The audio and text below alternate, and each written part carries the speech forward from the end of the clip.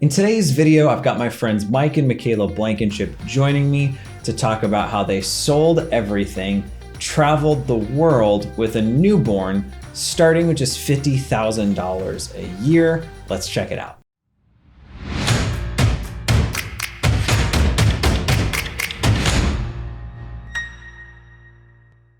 Hey guys, Ryan Dossey here, and thank you for tuning into this video. I'm joined by Mike and Micaila. Mike is probably one of my favorite people I've ever met. We have a ton in common when it comes to kind of upbringing, worldview. But Mike and Micaila have done something that I think a lot of people would only dream of doing, or I think a lot of people like, I don't know. I know a lot of my friends I've seen once they have kids, they're kind of like, okay, well, this is our life now. And it's like, they just kind of like wherever they're at is kind of where they stop. So you guys have kind of traveled the world a little bit. So Mike, why don't you kind of tell us where you guys have been? But before we do that, also the best place for people to connect with you. I will link to Mike's like Facebook and website and stuff in the description. So if you want to reach out to them, we'll make that super accessible. But where have you guys gone, and kind of walk us through it a little bit? Cool, man. Yeah. So probably the best place social media wise to reach me is Facebook. That's where I'm the most active. Okay. Probably, I mean, do you care? Facebook, maybe? Yeah, Facebook. I don't know. Yeah. Okay. I'm boring. I don't have any social media. So yeah, probably Facebook, and then getyourgustoback.com is my website. People can contact me through there or just follow me and stuff on there too. Awesome. So in terms of travel, dude, we went to, I think it was 13 countries, right? Yeah. And what started us off with everything was Australia, really. Yeah. Yeah. So do you want that backstory a little bit of sort of how it happened? Yeah, no, and let's chat about how old your daughter was and kind of I think even just the discussion and the decision to like, we're going to sell everything that can't fit in a suitcase and go. 'Cause like that stresses me out just even thinking about it. But dude, and that's a great story, honestly. So, I'm trying to think back, I don't know, where do you start? Australia, I guess, right? Well, yeah. So after we had Andy, right? Everything's super crazy after you have a kid, obviously. Yeah. And it was so stressful that we didn't really we were pretty much bogged down at the house for the first 4 months after having the kid. And so we really wanted to get out and really have something fun. So we planned this whole trip to Hawaii. And then we were going to go for a month. Yep. It was like the longest trip we'd ever done. And I was going to work the whole time. It wasn't even and this yeah, I wasn't even taking time off. I was just we were kind of just hey, because she had quit her job when we had Andy. So it was this thing of I work remote, she's not working. So we can we're not technically tied anywhere. And it was this sort of hey, we should just go to Hawaii for a month. I was just okay, well, let's Had you guys been before? Nope. No, we just I don't even remember what it was sparked that decision. It was mostly just because we had had Andy in the summer and we didn't leave the house for 4 months. And so by the time we could finally leave the house, it was winter and freezing. Yeah. And so we just really wanted to go somewhere warm where I think, out. Yeah. And I think too, when we had Andy, like you were saying, most people when they have a kid, there's this mindset that sort of auto kicks in where I'm now stuck. Yeah. Right. That's default. Or it's I'm just going to stay here for the rest of my life because now I have a kid and I can't do fun things. Welcome to why I haven't had a kid yet. That has absolutely been my nope. I'm not done living. Yeah. So dude, that is exactly, we've always been a little bit extremists in our battle against sort of those norms. And so we both were in this place where we were we really don't want having a kid, even though we love her like crazy, to make it so we're not doing things that we love. So we didn't, because we knew that if we're not doing things that we love, our kid is going to grow up and learn to be boring, basically. They're never going to do things they love. They're never going to do crazy stuff and pursue their dreams. So we really wanted to fight against that, I think, that norm of just stay home and settle down and stuff. I think it was, a little extreme, but we ended up going, we didn't because we booked Hawaii. Yeah. And then about a week before we would have left. Yeah, a week. Yeah. there was like there was this crazy flooding that happened on Kauai, where it basically just kind of wrecked the island a lot in the area we would have gone to. And so we ended up canceling our Hawaii trip a week before we left. But we were just like, this is something we've been looking forward to since we had our baby. And we're like, we got to do something. Yeah, we were super bummed because we're like, dang it, we really wanted to go. And I remember we were like, well, you know, maybe we could go somewhere else. And like, can we get our money back? So we started looking into stuff. Turned out we could get our money back for everything except for the flights. And so we did. And then it was like, well, let's go somewhere else. And Micaila, I remember, was like, do you want to go to Australia? and all I said was, what the hell's in Australia? Like, I'm thinking like deserts and like, he's thinking of all the bush, like, yeah. You know, bugs and spiders and snakes and stuff. Mm-hmm. And I'm like, what? And then she showed me a picture of Cairns, Australia, which is actually has the oldest rainforest in the world. And it's right by the Great Barrier Reef. Yeah, and it's like green and lush. It's the opposite of what you think of with Australia. So it's like, this is gorgeous, you know, beachside, beautiful area. And I'm like, okay, that looks awesome. And so our daughter was about 9 months old at that time. Yeah. And, you know, when we originally picked Hawaii, it was going to be like about a 7-hour plane ride. And we were like, you know, that's long, but we can do it. Yeah. Well, Australia was 17 hours. Yes. I've never flown that far. No. Yeah, dude, it was Neither insane. had we at that point. And we were doing it with a 9-month-old. And I think at that point there was a lot of naivety. Yeah. Like, I think there was just a lot of like, we didn't really, like, I wasn't even really aware of how long the flight was going to be because I just didn't like really ask. And I don't think you were like, we really like that concerned about it or put much thought into it. And so like we brought our carrier for Andy, where you carry him on the chest. Which is the number one thing you need if you're going to go traveling with a baby is a really good baby carrier. Yeah, that's huge. And dude, to be honest with you, it was like 17 hours of crying and exhaustion and crap. It's really and funny though, because in the moment, like, because I had like set myself up in my mind that it was just going to be this horrible experience on the plane ride and that she was going to be screaming the entire time. And so since she didn't do that, I was like, this is going great. Now when I look back on it, I'm like, how did I stand for 15 hours straight? How did I do that? And like, but at the moment, because when we were flying, she only wanted me to stand. She didn't want dad. Yeah. And as long as I was standing, she was happy. You know, it's funny, dude. People ask us like, how do you do that with the baby? How do you do a 17-hour flight with a baby? And I'm like, you get on the plane. Because if you get on, you can't get off. Yeah. So like, and that's how I looked at it, is like, okay, we're going to prepare as best we can. We're going to bring her carrier. We're going to have plenty of food. We're going to have tons of diapers, you know, like everything we can to make this as the least miserable possible. But like at the end of the day, if I'm on the plane, I'm on the plane, you know, like I'm going to make it to Australia now because I stepped on the plane. And it's never as bad as you think it's going to be. Like, it sounds bad having to stand for so long, but I mean, Mike would like read me stories out loud. Yeah. I'd kind of walk around and it wasn't bad. It actually, time flew by pretty quickly. Yeah. And it's usually like, it's only one day of travel. So it's usually like just one really hard day. Yeah. And then as long as like, I would say if you're traveling with a really young kid, make sure your trips are like long enough to where it's not going to be like exhausting, because since the travel days are so hard, you want to make sure you have a good amount of time in between to enjoy. Yeah, if you're going overseas, you have to go for at least 2 weeks because you're going to like be recovering from the exhaustion of just traveling for at least like 3 or 4 days. So if you're only going a week, it's not going to be worth it. And if you have jet lag in there too, it's like you got to have at least 2 weeks. Yeah. You guys were based out of Oregon at the time, right? Yeah, correct. Yeah. So how long did you go to Australia for? We were there for a month. Okay. Yep. Yeah. So we went there for a month. We had it was really a life-changing time for us. I drove on the left side of the road, which was like mind-blowingly scary at the time. I was terrified. I remember I was so scared. And looking back, it's hilarious because like I've done like, you know, I drove a manual in Italy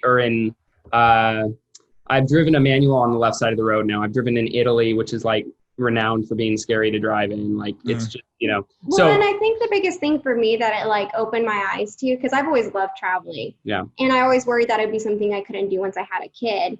But being able to just do like our kind of ride or die trip to Australia, it made me learn, Yeah. like, no matter what you're doing, even though I was in Australia, I was still changing diapers. I was still feeding my baby, still putting her down for naps. I was doing everything I normally did. I just got to do it somewhere cool. Yeah, dude, I think the huge lesson was like, we're so adaptable. Mm-hmm. Like I can sleep in like any bed. If there's a bed, I can go to sleep, and Andy just needs her pack and play, and like you adapt, you know? Prior to that, Andy had only ever slept in her crib, right? And so we were nervous that, what if she wouldn't sleep, or what if that'd be a hard thing? And nope, if they're tired enough, they'll go to sleep. Yeah. It might be a little difficult at first, but yeah, and it's gonna be hard. Like no one's saying it won't, right? But it's that mindset if you have to choose between like doing all the stuff that you're gonna have to do with a kid at home, and then also, or being able to do it like in Australia or France or wherever you want to go, might as well do it What's somewhere the difference? Cool. Yeah. It's the same. And so we were in you guys, question I have. So maybe I'm naive, but like, I know like when I travel overseas, I'm just kind of like, hopefully I don't get hurt. Right. Yeah.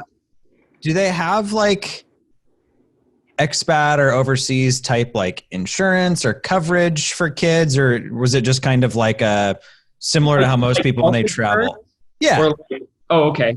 So there is travel insurance and stuff. Yeah, you can get traveler's insurance, which will cover emergency type of stuff, which we actually did get.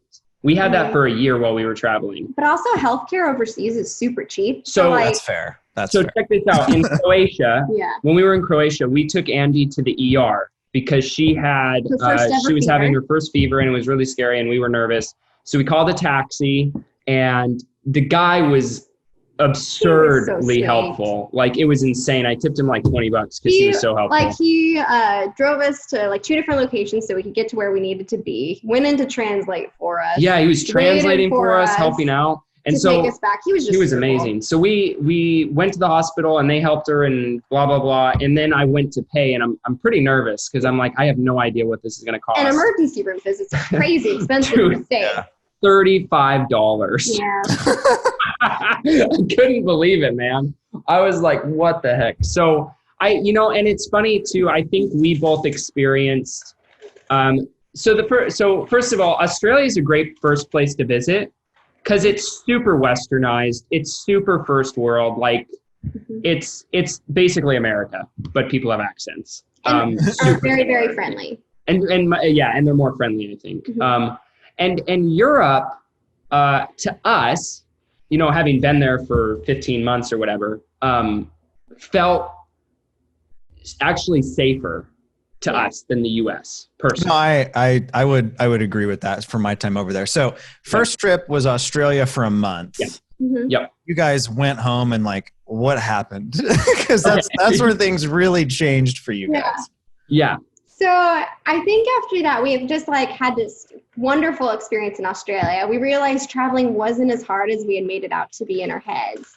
Yeah. And we knew that since I was a stay-at-home mom and he could work wherever, we weren't bound anywhere. And then he just kind of hit like the ground of like hating our hometown. Yeah, I remember when we got back from Australia, I had such like, dude, I wrote a book while I was in Australia, this millennial meditations thing that was just like for fun. Mm-hmm. It felt like it just unlocked my creativity because I realized like so much is possible, like in a weird way, right? Yeah. And so when we came back, we drove into my hometown. It was like a town of 40,000 people, super small town, like super, conservative and like just, typical small town US. And I remember we drove past the sign and I was just like, fuck. Like, dang, man, this sucks. And so like that was in May. So we got back in June. Yeah.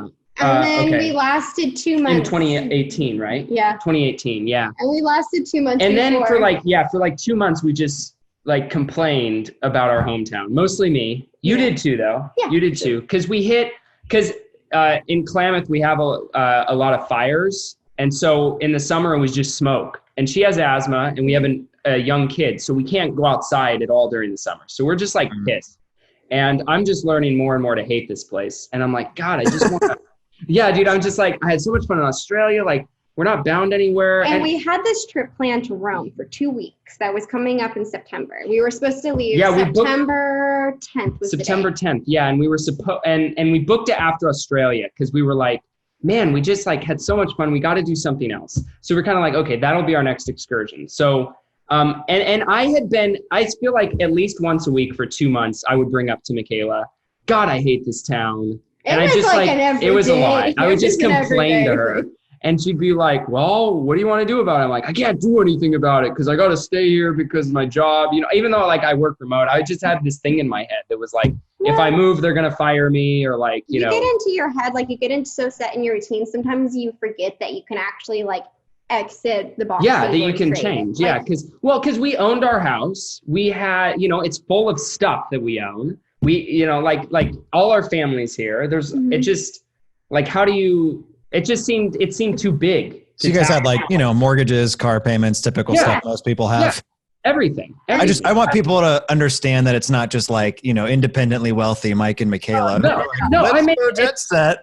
Yeah, dude, at the time I was making $50,000 a year and she wasn't working. So that was our income, was $50,000 a year. Remote. I worked for a company in Oregon, but it wasn't, you know, it was still remote. But yeah, we owned our home and it wasn't until I remember I was laying on the floor and I was bitching and complaining to Micaila. It was one of those days. It was the middle of August. It was a month before the trip on September 10th. Okay. And I remember complaining and Micaila had said this before to me several times, but for some reason this time it changed something. And she was like, well, what if, she's like, I have an idea. And she does this a lot of times. She'll like get an idea and I know when it's gonna be good because she'll be like, okay, I have an idea. So that's awesome. And she was like, I have an idea. What if when we go to Rome, we just didn't come back?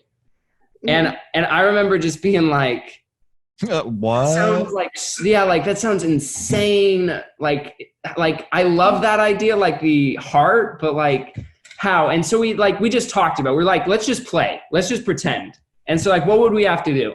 Like, well, we'd have to figure out if we can sell our house in any reasonable amount of time. That's like the big one. Like we got to sell our house. And did you sell it to a cash buyer for 65 cents on the dollar? And so I sold it to Ryan. No. So dude, I actually that day, that very minute. Like within 5 minutes of us talking, I was like, you know what? I'm just going to call Tony, our real estate agent. I'm just going to call him and ask what he thinks.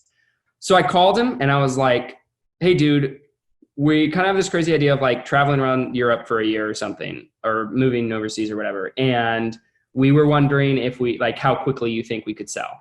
And it was a really good market at the time. And he was like, man, he's like, we probably could sell within a month because you guys have, our house was the perfect value for the market. Like it's that, you know, it was like $140,000 home at the time. And so it was just like right in there where people want to buy it. And it was a nice neighborhood right next to a good school, everything. So we were like, oh shit. And then I don't like, I was just like, well, I don't know. I think I called my family. No, the next thing I did was I called Trevor at Carrot, which was the CEO of the company I was working for.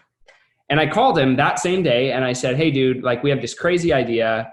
And I just want you to be real with me. I was like, if I go travel around Europe for a year, are you going to fire me?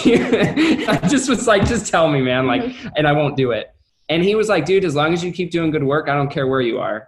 And so that gave me, because that was my biggest concern was finances. Yeah.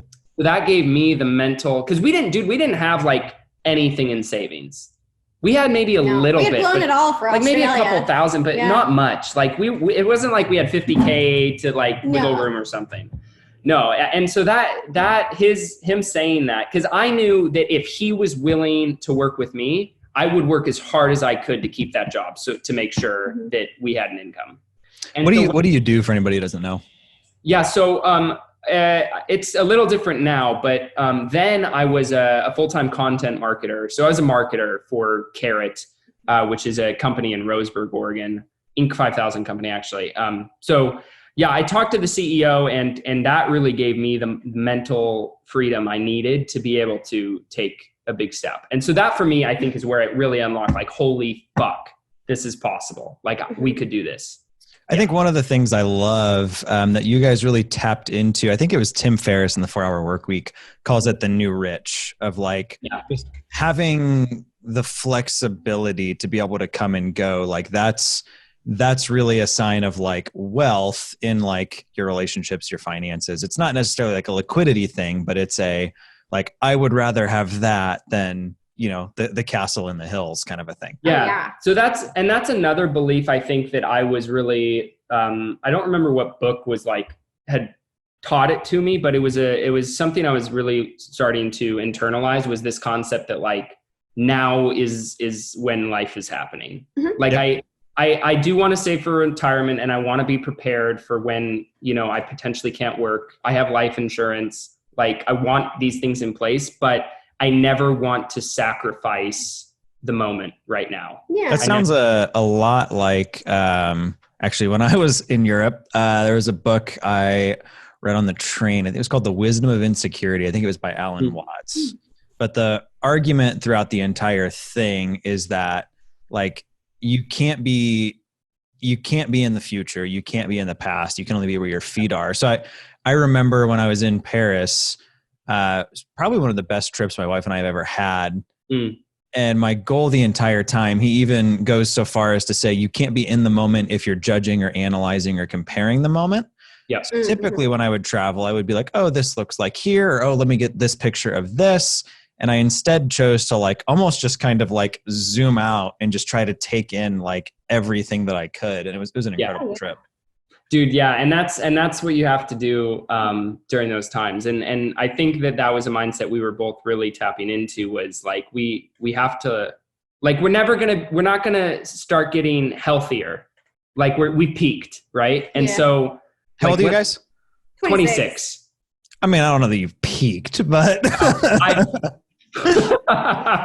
but you know, it's just like, we're young, and if we can do this stuff now, like we'd be crazy not to. And at the time too, our daughter Jess was right around the time of her turning 1. So we were able to, I talked to her pediatrician. You guys are so brave. I love it. All right. So pediatrician. Yeah. So I talked to her pediatrician, and he was a really good doctor. And so, you know, I was asking him like, would I need to be concerned taking her overseas to like Europe or the UK? And he was just like, no, I mean, it's all first world countries. You don't have to be concerned. And then we were also able to get her measles vaccine, which is one thing that I was really wanting to have done before we did a lot of traveling, especially in Europe. Okay. And so since we also knew that she was going to be up to date on all of her vaccines, we didn't have to worry about her getting like measles or some like hepatitis or anything like that. And so that for me was the comfort that I had for her from being able to travel. Yeah. And we were still able to travel with like her toys and like some of like books and stuff. So she still like had her stuff that we could have for her. And so I was like, why not just do all the stuff I'd have to do as a stay-at-home mom in Croatia on the beach, or in Paris and Rome. Yeah. And yeah, exactly. And then actually it's funny because like you think like, you know, selling your house, that's something that would take a lot of time. But when you are motivated and you have a deadline, it's amazing what you can get done. It's crazy. Oh yeah, absolutely. Because we only had a month. And so like, I think the next day we started packing. Yep. Like because I had gotten that confirmation from my boss and the agent, and then I think our house got listed like that week. And we just started like selling stuff. I got a storage unit for stuff we wanted to keep, but didn't want to bring. And so we put some stuff in the storage unit. And we figured out like all of, like, I remember like the first initial days doing a lot of research into like how heavy bags should be, what we can bring, what we can't. Yeah. She does all the travel research and stuff. Cause I just suck at it. How many bags did you guys bring? So because we were traveling with a baby and we were going to be over for like an extended period of time, we traveled pretty much with as much luggage as it wouldn't be too overwhelming. Okay. So it was still probably a little bit much, but we had 2 large suitcases. It was a lot. a carry-on, and then 2 backpacks, and her baby crib. Got and baby crib is one of those things that you can get a lot of Airbnbs that have them, but some don't. And so we just brought it around just in case. Yeah. Did you guys stay at Airbnbs, or did you guys look for more like long-term rentals, or how'd you do it? Well, so actually the benefit if you do a long-term rental with Airbnb is they'll actually give you a discount. Yeah. So a lot of times what you would spend in like a 2-week vacation, you'd get for a month in Airbnb. And then it's kind of nice because if you do it through Airbnb rather than like a long-term rental, a lot of time it's easier because you can just use the Airbnb website, check reviews. A lot of times it's easier to work with hosts on different things. Super user-friendly, yeah. And then also like the more you work with Airbnb, it's easier to kind of like understand like dynamics. And a lot of Airbnbs too will give you a monthly discount. So we were usually averaging about a monthly discount of like about 35%. Yeah. But on the per night price. Mm-hmm. Yeah. But some Airbnbs will also give you discounts up to like 50, 60%. So it just depends. So when you guys went, Mike, you were making like $50K a year. What was your guys' housing cost look? What was that like on Airbnb? Because I know like I've been to Budapest where it was like $30 a night for an incredible place. And then I've been to Vienna where it was like absurdly expensive. Yeah. So what did that look like? Yeah. Yeah. So, go ahead. It really just kind of depends on what your budget is. So when we started out, he was making a little bit less. So we just we would stay in a little bit smaller places. So our first like month Airbnb we had in Sicily in Ortigia, which is like right by Syracuse. And we were right in the city center, right in the old town. And for 1 month, it was 15, wasn't it? No, that one was cheaper. That one was 1,300. 1,300, yeah, per month. So I mean, that's pretty reasonable. And we didn't have any like once you sell your house, you don't really have any double mortgages. So that was like our mortgage payment. It is worth noting that the house. So our original buyer on the house actually backed out. Yeah. When we left, like we found out after we left. And we're like, that's probably fun. Yeah, dude, I was like freaking out.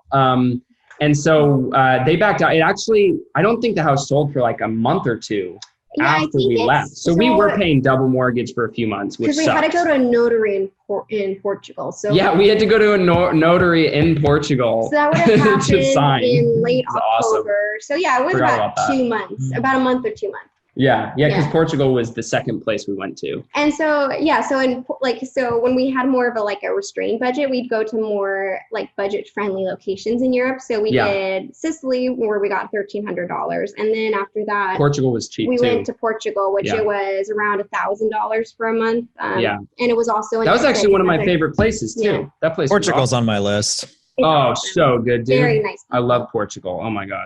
But one of the main things that I always look for when you're traveling overseas is it's always about like location of where you want to stay. Because otherwise it's going to eat you up in transportation costs. So we would always try to stay like in city centers. I always have a rule with Airbnb of never booking an Airbnb that has less than 10 reviews. Especially if you're going to be somewhere long term. I just don't chance it. Yeah. That's smart. And we also have filters in, so like we'd always have a washer. Most places in Europe don't have dryers. Some do, but you get kind of used to just hanging your clothes. Yeah, you just live the way they live. And it's fine. And we usually get like a 1-bedroom place, so we'd have Andy either sleeping like in the bedroom or in like the living room area. We had some really small places a few times. There were 3 or 4 places that I swear to God were like 400 square feet or something. So small. And then the other thing that I really looked at too when we were a little bit more tight on our budget is what places could we connect with cheap transportation. So in Europe, for example, a really cheap airline that we took quite a bit was Ryanair. I remember one of our flights for the 3 of us only cost us $75.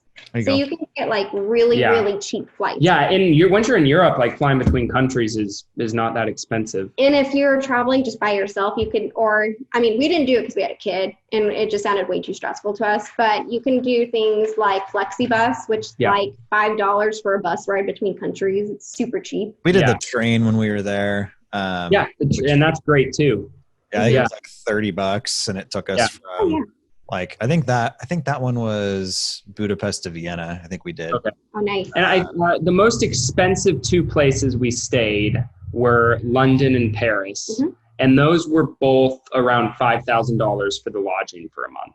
So, Paris was surprisingly cheaper. That one was $4,500. Yeah. Now the thing is when we first went, we stayed in Syracuse and then Porto, Portugal, and then we did Scotland. We also went to Spain for a couple days. Yeah, Spain and then Barcelona and then Scotland, and we were staying in pretty inexpensive places. But I believe actually when we were in Portugal or Scotland, I ended up going full-time as a freelancer because I was getting clients and I was only working like half the time for Carrot. I felt bad about it. So I was like, I need to like cut this and go freelance. So I kept Carrot as a client, and then I had like 4 clients and my income tripled. Wait, back up. Cause I think this is important for people to hear. Okay. You left and stuff was super tight. But within a few months, you'd say? Yeah, 2 months probably. Your income tripled. So yeah, and I actually tell people that because the thing that's causation too. Because I did not have the guts for a long time to go full-time freelance. I'd been talking about it for a really long time with Micaila, and I'd never done it because I was super nervous. And I remember actually, again, this was a Micaila thing. I had a few clients and stuff, and I was actually going to fire a client because I didn't have the time to do all of this. And I told Micaila, and it was funny, dude, I tried to fire a client, and the client offered to pay me more. So I was like, damn it. And then I did it to another person and they offered to pay me the same. So I was like, God, I can't get rid of anybody. And Micaila's like, and that helped me. But Micaila was like, well, why don't you just go freelance with Carrot? And it was the first time I actually considered it. And I think a big piece of that was because I had taken such a big leap in another area of my life that I now felt more confident that I could. I actually acquired this mindset, I think, through traveling and doing this crazy shit that I sort of realized, or I believe about myself now, that I'm just the kind of person who's going to figure it out. And I'm not the kind of person who will ever end up homeless because I just will work. I'll go mow lawns. Like, I don't, you know what I mean? Like, I'm going to do whatever it takes to keep my family supported. And once I realized that, once I had that mental shift where I realized, oh my God, like I don't want to like say everyone becomes homeless because, they're lazy or whatever. Like, I know some people just get down on their luck. Mental illness or whatever. Yeah. But yeah, exactly. But I just decided, like, for me, I'm just not that kind of person who's ever going to be in that position because I won't stop. You think about the steps that have to happen for shit to get really bad. And there's a lot of steps there. Like, we have credit cards, we have family, we have things we could do if things got really bad. And I could go, and work for a coffee shop or something. So there's always, in my mind, a way to survive. And knowing that gives me the freedom to take the risks that then lead to, lucrativeness and like success and everything. So I remember when I had that same revelation of just, I know how to make money. And that's it, dude. It's not, and it took me, I made a lot of money before I believed that I knew how to make money. But I remember a mentor of mine was like, with your skill set, you're going to be okay. Like, none of us know what the future holds, but and I think that is one thing that's somewhat unique with your skill set, but also your job, is you had the ability to work remote. However, the reason I decided to interview you guys for this right now, you know how many people right now are working remote that didn't think they could work remote before? I really hope out of this whole COVID thing, people kind of take the time to look at their life and is this what I ultimately want? Am I on the path towards what I want? Or am I doing what I think I should be doing? My wife and I were moving from San Diego to Pensacola for the Navy for her. And we kind of had the conversation of like, okay, what do we want? Like, society tells me I should go buy a giant house. Yeah. And, like kind of do the like mortgage and like settle down thing. And we kind of had the conversation of like, you know what, let's buy something that instead we think we can pay off in a couple of years. And in 3 years, her contract will be up with the Navy. And then it's, do we renew and take an overseas posting, or do we go jet set? So, but I love with your guys' story that first off, you guys prioritize each other, which I think is awesome.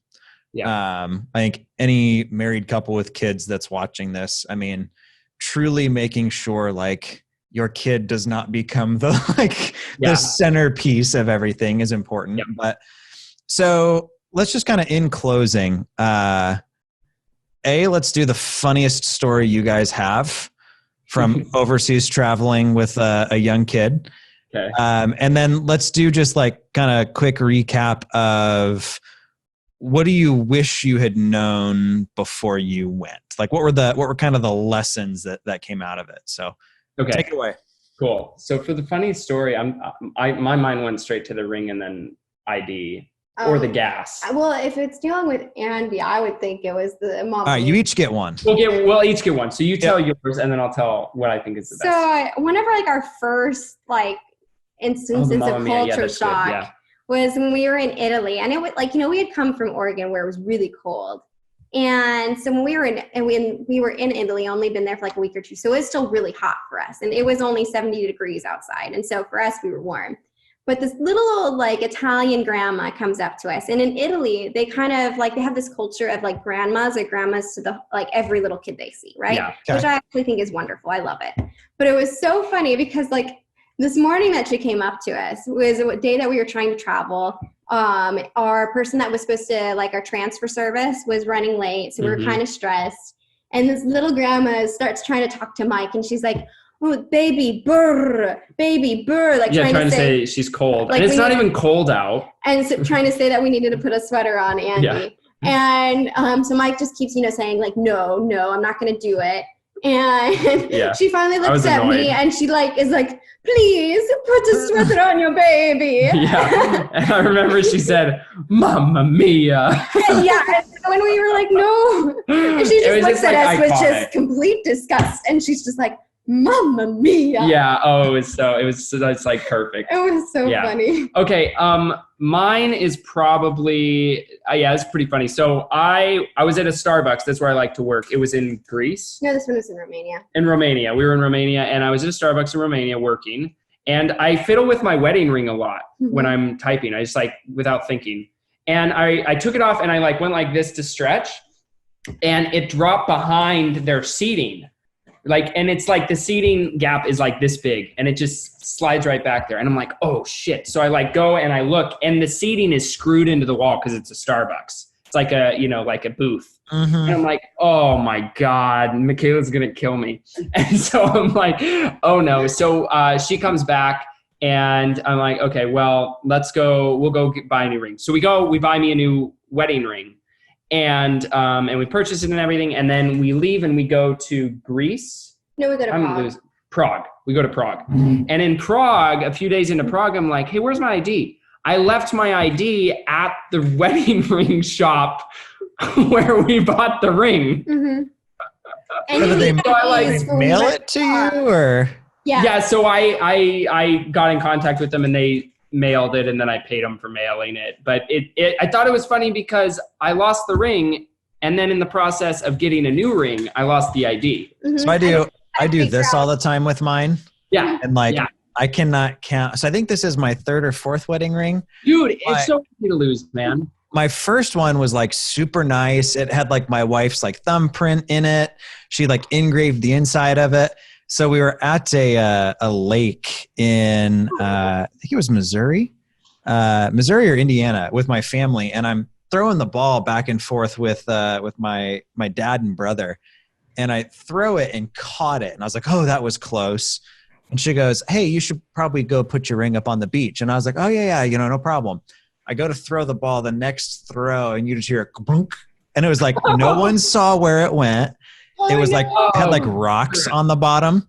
So my little brother at the time, I think was probably, I don't know, like 14.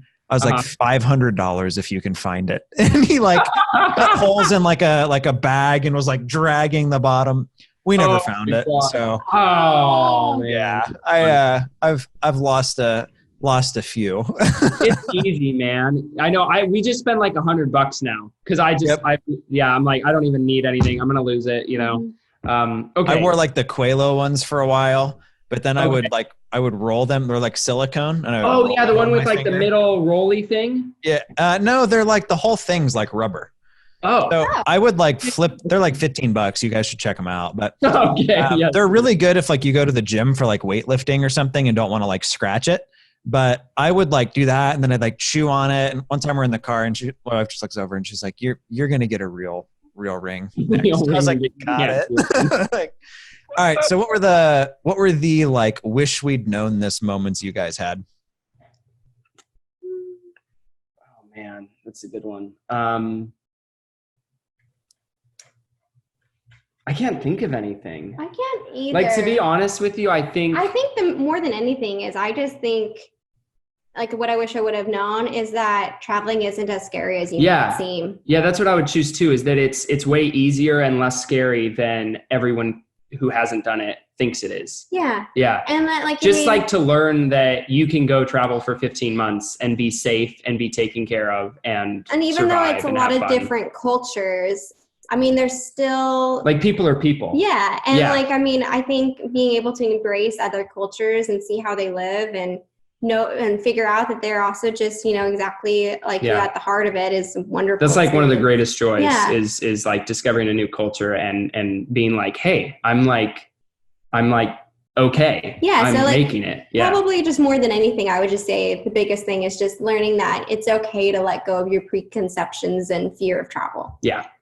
How did family handle being not near the newborn? My family did pretty good. Yeah. I think for both sides, it was like a little bit. It was tough. Yeah, it was tough. I think both families had a hard time, but they were good about it. They were pretty good though. Yeah, they were pretty good. Mm-hmm. Where are you guys at now? We're in Hawaii now. Yeah. I just went surfing today and I scraped the shit out of my foot.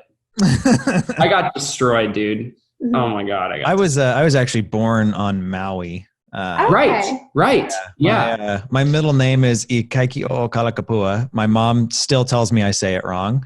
I've told her at this point how I pronounce it is the correct way to pronounce it. So you get to choose. But it's really hard pronouncing like Hawaiian. Yeah, some of the words are hard. Yeah. It's probably one of my favorite cultures though. Like you guys mentioned, just like embracing like the family, the like surfing and snorkeling and swimming together, and like that aspect of it's really, really neat. Yeah, dude, we've loved it so far. One of the coolest things is like we can say that our daughter took her very first steps in Florence, and she did, and she learned how to walk this way. Yeah, so cool. Like it's just so cool, like getting to like be able to relate these wonderful trips we had with milestones that our daughter had. Yeah, so it's really cool. Yeah, definitely. Where are you guys going next? Oh man, so we've signed a 15-month lease for Hawaii. So we'll be here for at least a year and a half. And our intention was to be able to explore all the islands and see all of that, but Yeah, and we down a little. And hopefully we will. Yeah, hopefully we'll be able to within a few months. But right now, we definitely want to keep traveling. Probably next on our list for like a new place is Japan. That's our next place. Okay. Yep. I really want to go and see like the cherry blossom tree. Yeah, and then Singapore, I think, which I've heard really good things about. So, and then, but my heart is in Paris. So I honestly want to go live in Paris. I don't think we've made a decision yet, but I tell people, if you can just ship me in a box to Paris, I'll be fine. That was our favorite place we've been. I mean, just the culture, the people, the food, public transport. I mean, it was great. Unreal, man. So that I loved Europe so much, and I felt like, I really fit in there a lot politically, and different aspects of that. I really liked their healthcare systems. Yeah. And their education's really good. So. Yeah.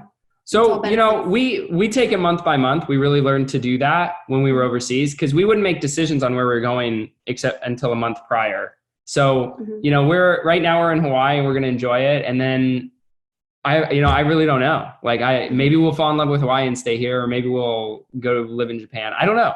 Like, One thing I love about you guys is I think a lot of people follow like the bucket list family. Yeah. You guys didn't sell a massive software company and just have an influx of cash to be able to go ball out with. It was Right. very like bootstrapped. Awesome. Well, let's go ahead and wrap this. So again, to get in touch with Mike and Micaila, I'll link to Facebook pages as well as get your gusto back below. Awesome. If you guys have any questions, be sure to throw them below as well. Mike, Micaila, myself kind of monitor this just to fill in gaps that you may have. Be sure to like and subscribe, and we'll talk to you guys next time. Sweet. All right. Thanks, Ryan. Bye.